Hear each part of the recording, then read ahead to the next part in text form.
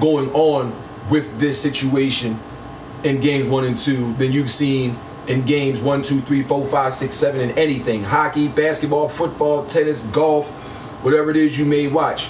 Hell, rugby.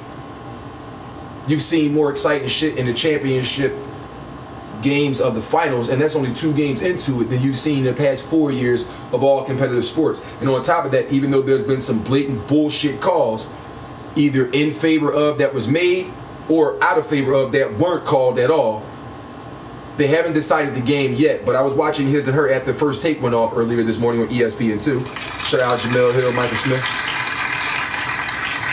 And they made a statement about those 9 calls. And I was making a reference to this during yesterday's broadcast, that it was scaring me that these calls is going to cost somebody a game, or it could possibly cost somebody a game. And they talked about how if that was any average bum guy, like when Iguodala hit LeBron's forearms with about 1:31 or 1:35 seconds left to go in regulation of game 2 this past Sunday, there was a no call. He was a blatant foul, but called nothing. If anybody else was standing in that position, that wasn't LeBron James, anybody else, it could have been Sebastian Telfair standing there pump faking. If he would have got his arm hit and tapped on by the bull, Andre Iguodala, the referees would have called the fucking foul. But they did not call that foul for LeBron James, which could have ultimately brought back Golden State to have them have the fucking victory as opposed to them losing. Both game 1 and game 2, Golden State Warriors were down by double-digit points, 10 and 14 respectively. And in the third and fourth quarters of both of those games, Cleveland Cavaliers started collapsing when it counted the most, shooting only 1 of 9 to start the fourth quarter off in game 2, 3 of 9 to start the fourth quarter off in game 1, having the ability to have people like Steph Curry come alive and start snapping baskets like somebody put on a fucking hat. It was an awesome sight to see. Nobody thought it was going to end up like that. In fact, there's probably a few of you motherfuckers that was out there that saw Cleveland up in the fourth quarter by double digits and decided to turn the channel because you thought that game was over. Am I wrong? I don't think so. But if I am, I apologize and I digress. I don't think I am, though. A lot of people, whether you're Cleveland fans, LeBron fans, Golden State fans, Steph Curry fans, Klay Thompson fans, Chicago Bulls, Michael Jordan fans, anybody that was watching that game, game 1 especially, and saw that the Cleveland Cavaliers were having a double-digit deficit close to the end of regulation. You thought, oh, well, this is over. We got LeBron James, best player in the world.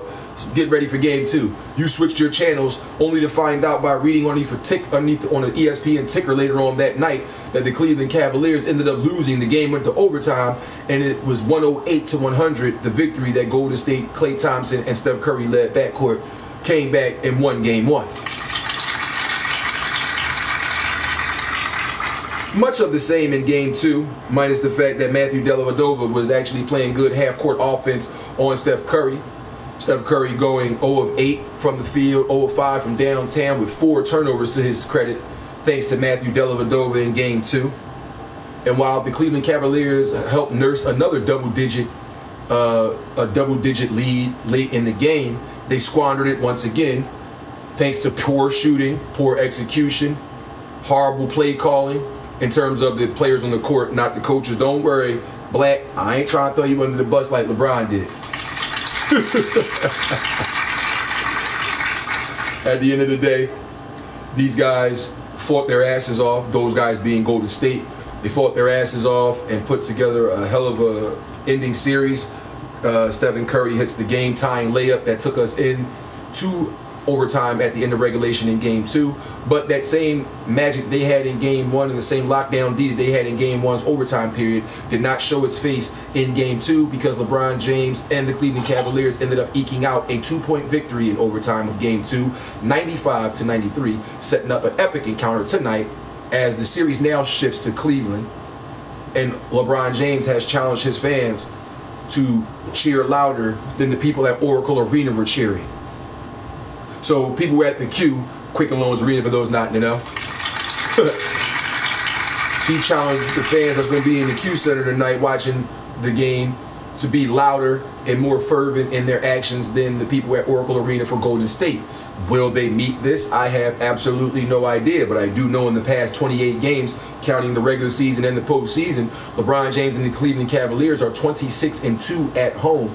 There's a stat that they're not throwing out there when they keep talking about Stephen Curry and the Golden State Warriors only losing 4 total games at home this year, 2 of them in the regular season, and the second one in the postseason took place this past Sunday night. You skipping over the fact that for the past 28 games, counting last Sunday and 27 games before that, that the Cleveland Cavaliers have been 26-2 at home. So will they be 27-2 at home? Guarantee you tonight, LeBron James, regardless of who boos, who cheers, what calls go down, LeBron James, J.R. Smith, Iman Shumpert, and Timothy Mozgov are going to pull a great victory out of that proverbial hat, as the Cleveland Cavaliers will take a 2-1 series lead tonight, in my opinion. Game 3 of the NBA Finals. Give it to you. And by the way, you can catch those finals on ABC, at 8:30 where the coverage begins. And then it comes back to you right there at 9 o'clock when the game tips off. So make sure you guys look out for that. It's Radio AFG Live, ladies and gentlemen. We about to get into the first Radio AFG Live exclusive of the motherfucking evening. I said we're getting into the first Radio AFG Live exclusive of the motherfucking afternoon. I did say evening first, though. I told y'all I would be slipping up saying evening. I'm so used to doing the show at night. This first track right here is from the homeboy Hick the Pirate. As you know, I've been playing that till the end track since he sent it to me, but he just sent me new music. So exclusive, brand new from his SoundCloud straight to Radio AFG Live. It's the homeboy Hick the Pirate, and the track is entitled When I Think About You, live on Radio AFG. Let's go.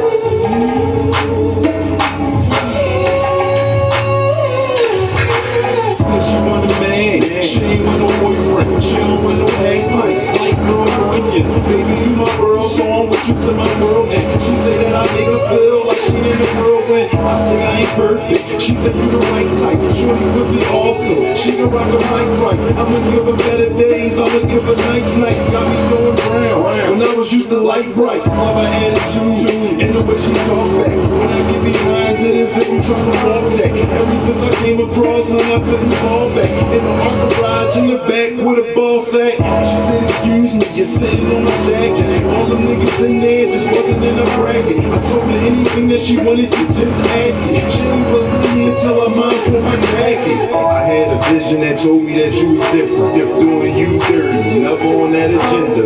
All the good times we had, do you remember? You made my heart warm when it was colder than December.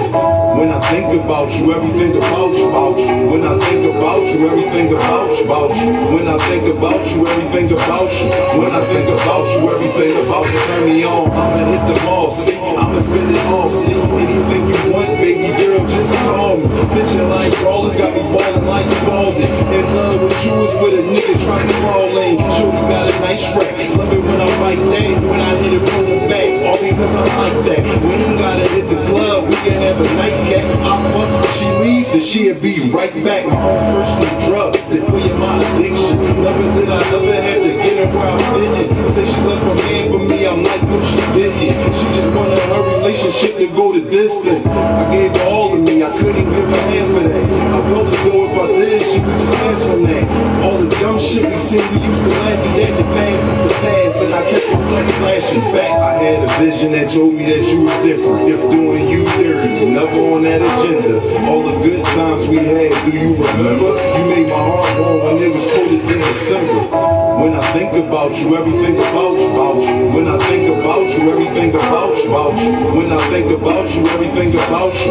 When I think about you, everything about you. Turn me on. You're more than just a one-tip. You're a blessing. The difference between stress and depression. I was stressing. Made a few mistakes in my life. I learned my lesson. The love that you got for me, I ain't never questioned. You're tired of the fussing and fighting. Fuck the argument. I ain't trying to steal your heart. I'm trying to borrow it. If we make it through the night, let's bring tomorrow. If we make it to tomorrow, let's do this all again, all again. Understand what you, I'm trying to make your life. Got 2 big miles already. You, I'm trying to make my wife. Never got an order out. You get for me every night. I can make before it's too late, baby. We get it right. All the shit that I'm sipping before I take a flight.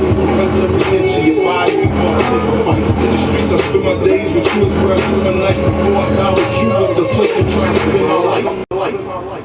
That's right, ladies and gentlemen. We right back at it. The homeboy Hit Pirate with that When I Think About You on this Radio AFG Live Make It Do What It Do Tuesday broadcast.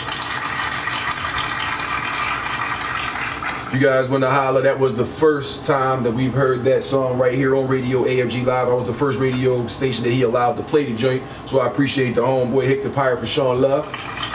You salute me for showing love, but I throw it right back to you, homie. That being said, if you guys want to holler at Hick the Pirate for features, bookings, and things of that nature, hit him up at HICDAPIRATE, Hick the Pirate, all one word, on Twitter. Hit him up on Instagram at FNSBoys. That's FNSBOYZ. Hit him up on that joint. Matter of fact, let me make sure I said YZ. So many motherfuckers that got a Z at the end of their joint, I want to make sure I don't want to say the wrong shit. Right, I'm right. FNSBOYZ. Hit him up on the Instagram at FNSBOYZ.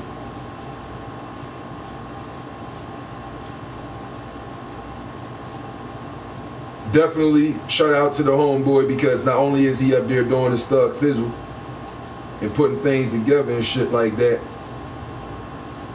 but at the end of the day, he's up there rebroadcasting and retweeting and posting up on the Instagram about, you know, calling up the line and request his music. Ladies and gentlemen, I want to make this very clear.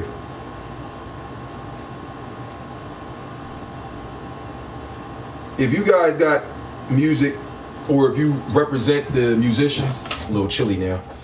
If you represent a musician, or you fucking cool with somebody whose music I play on the show, whether you watching live right now, or whether you'll watch this as a rebroadcast, stop not supporting those artists.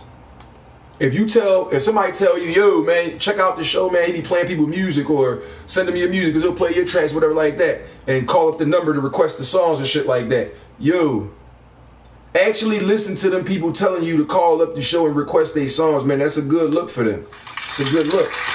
All right. It's a good look for these people, man. Why would you not call up? You can go up on his page and click all the double likes and click the double tap on the like joint, but he asking you to request his music. So how much do you really support the motherfucker? You know what I mean? Honestly. He took the time out to post up some shit and say, you know what I mean, thanks to everybody who support the kid with the music things, you know what I mean? But it's being played right now, Radio AFG. Here go the number, call up sometimes, you know, they do that shit 6 days a week. Call up, request my shit. Now y'all can go up there and double click the picture, but double clicking the picture is not calling and requesting his fucking track. See, I play y'all music because I want to. No, not because I want to on some disrespectful shit, but like, I play the music because I'm playing the music, not because somebody emailed me and said, yo, can you play my man track or my girl track? When you hear Hick the Pirate, when you hear Tree Hunter, when you hear Marianne the Bay God, J-Star the Demi Goddess, you know what I'm saying? Mermaid Stallion, China Star. When you hear any of these artists on Radio AFG Live, their music is getting played because they're in my queue. They're in the host queue. I'll be your host. Your boy Young Hawk the Five Dudes Gun Getter. That being said, what's wrong with y'all, man? If you had a fucking babysitting service that you wanted people to know about, wouldn't you want people to use that phone number to call up to hire you for your babysitting services? Not just somebody like the fact that you got babysitting service. Oh, I like the fact you do that job. All right, but why don't you use the number sometime? Because you always be hiring dirty bitches to watch your kids. So why don't you hire a real woman to watch your kids? Oh, you're right. Let me give you a call one day. It's the same premise when it comes to this music shit. It's the same fucking premise. And Hick, real rap, you gotta let me know which one of the Johns you want to be on there. But you got a spot on Street Heat Volume 4. You ain't gotta worry about no payment because you my nigga. You know what I'm saying? So I take you, I got that. I take that. Yeah, I mean, I take that little $10 on the chin. You know what I'm saying? I take that little $10 on the chin. I'll put that $10 up myself for you. You know what I mean? You just got to let me know which track you want on there, whether you want When I Think About You, whether you got Till the End. I'm thinking you should put Till the End on Street Heat Volume 4 and put this joint right here, When I Think About You, on Hope Helping Other People Eat, because it's a genre crossing joint. It's not just some street murder, death, homicide track. You talking some emotional shit about a woman and changing your life and shit like that. So with that being said, I think that track right there should be on Hope Helping Other People Eat, and Till the End should be on Street Heat Volume 4, but that's just my opinion.